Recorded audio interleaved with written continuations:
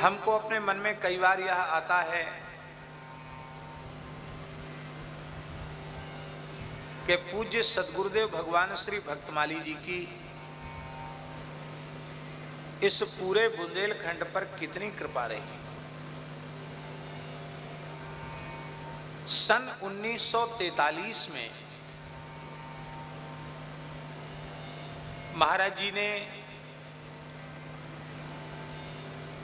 काशी में, जिसे आजकल संपूर्णानंद संस्कृत विश्वविद्यालय कहते हैं, उस समय संस्कृत विश्वविद्यालय का नाम था क्वींस कॉलेज। अंग्रेज एक बहुत बड़ा विद्वान था, शिक्षाविद था, क्वींस, उसके नाम से वो कॉलेज था संस्कृत विश्वविद्यालय, पर उसका नाम क्वींस कॉलेज था। उसमें महाराज जी शास्त्री की पढ़ाई संपन्न कर चुके थे। कब? सन 1943 में। और उसके बाद फिर महाराज जी को वैराग्य हुआ और सब कुछ त्याग करके वे वहां से चलकर विंध्याचल आए। 7-8 महीने विंध्याचल रहे, कठोर तप किया वहां, और भगवती ने उन्हें अपने मंगलमय स्वरूप का दर्शन कराया और उन्हें आज्ञा प्रदान की कि तुम चित्रकूट होते हुए ब्रज में चले जाओ। तो भगवती विंध्यवासिनी की कृपा से उनको ब्रज की प्राप्ति हुई।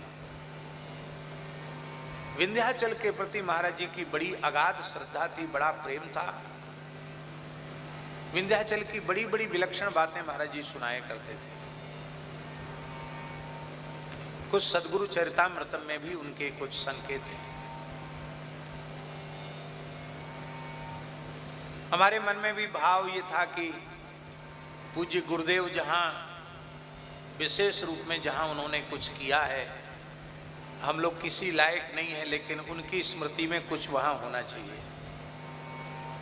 तो विंध्याचल में भी पूज्य गुरुदेव भगवान की स्मृति में भगवती विंध्यवासिनी के मंदिर के निकट ही एक स्थल लिया गया है, और एक स्थल त्रिकोण के भीतर पहाड़ के ऊपर जंगल में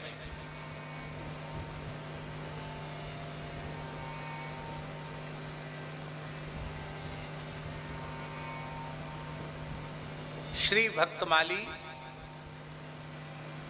विंध्यवासिनी तपोवनम, श्री भक्तमाली विंध्यवासिनी तपोवनम के नाम से पहाड़ के ऊपर, और श्री भक्तमाली साधना प्रतिष्ठानम के नाम से भगवती के निकट है, अथवा भगवती के निकट सद्गुरु साधना प्रतिष्ठानम, इस नाम से 2 जगह भूमि ली गई है। एक तपोवन जिसमें केवल जंगल होगा और कुछ गऊ होंगी, और यही भाव होगा कि गुरुदेव ने यहाँ, क्योंकि त्रिकोण पर्वत पर महाराज जी ने कठोर तप किया है। वाराणसी में उनका अध्ययन संपन्न हुआ, इसलिए भगवत कृपा से काशी विश्वनाथ जी, अन्नपूर्णा, भैरव जी, संकटमोचन हनुमान जी, काशीपुरी की बिंदु माधव जी की कृपा से काशीपुरी में भी महाराज जी के नाम से एक स्थान केदार खंड में हो चुका है, जो आम लोगों के लिए नहीं बना है। केवल छोटी जगह है, केवल भारतवर्ष की परंपरा के श्रेष्ठतम विद्वान वहां तैयार हों, इस भाव से उस स्थान को बनाया गया। वहां अभी तो केवल स्थान ही स्थान है, 3 मंजिल है, ऐसा समझिए 3 मंजिला फ्लैट है वो। बाद में जब कभी सामर्थ्य आएगी तो अपने ढंग से उसको बनाया जाएगा।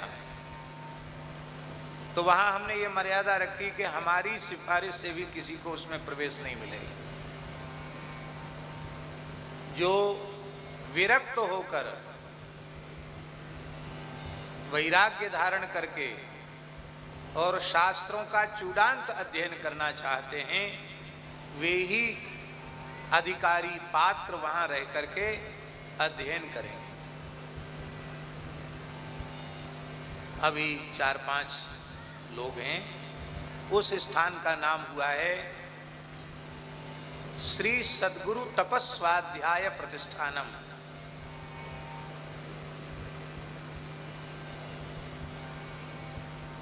चित्रकूट में उसके बाद पूज्य गुरुदेव भगवान ने साधना की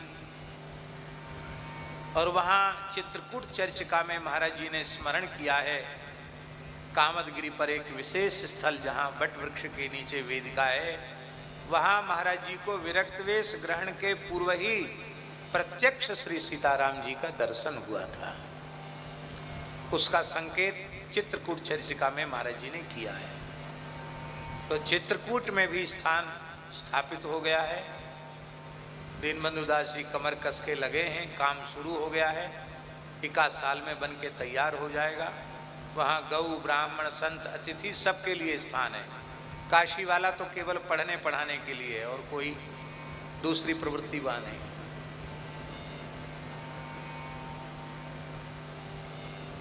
उत्तर काशी में गंगा जी के तट पर भी बड़ा दिव्य स्थान हुआ है। अब महाराज जी की प्राकट्य स्थली कुर्सी में भी प्रयास चल रहा है।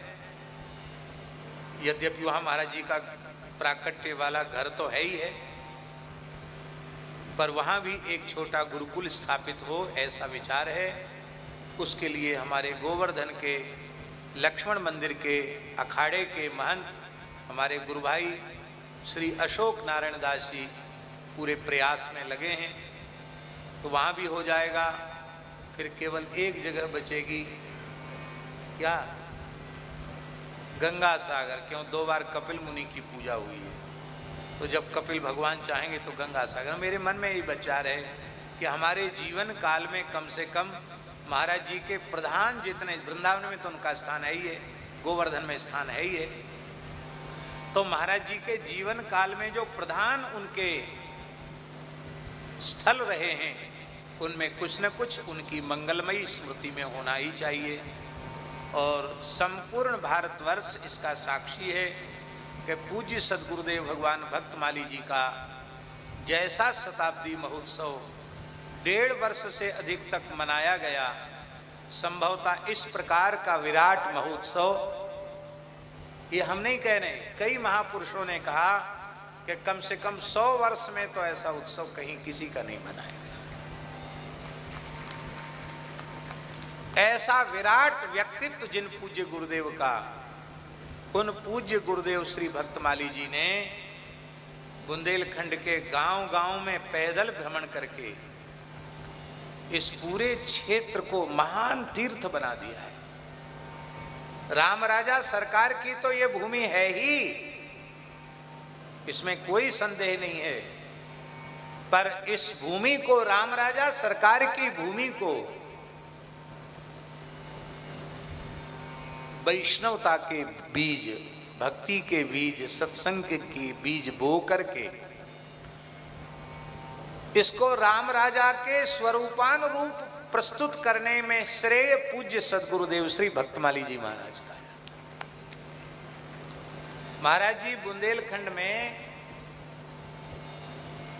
पहली बार ओरछा आए, उस समय देश स्वतंत्र नहीं था।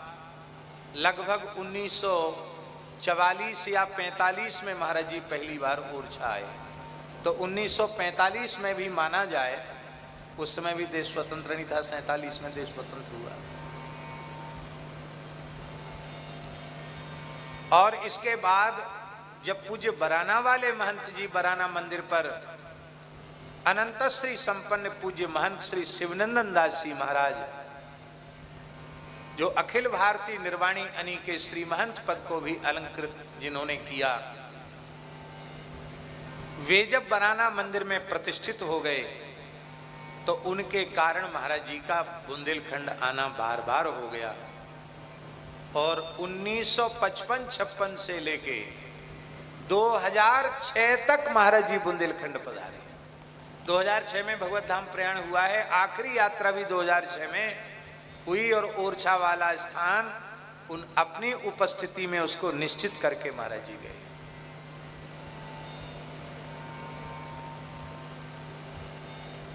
तो महाराज जी के मन में ये बात थी।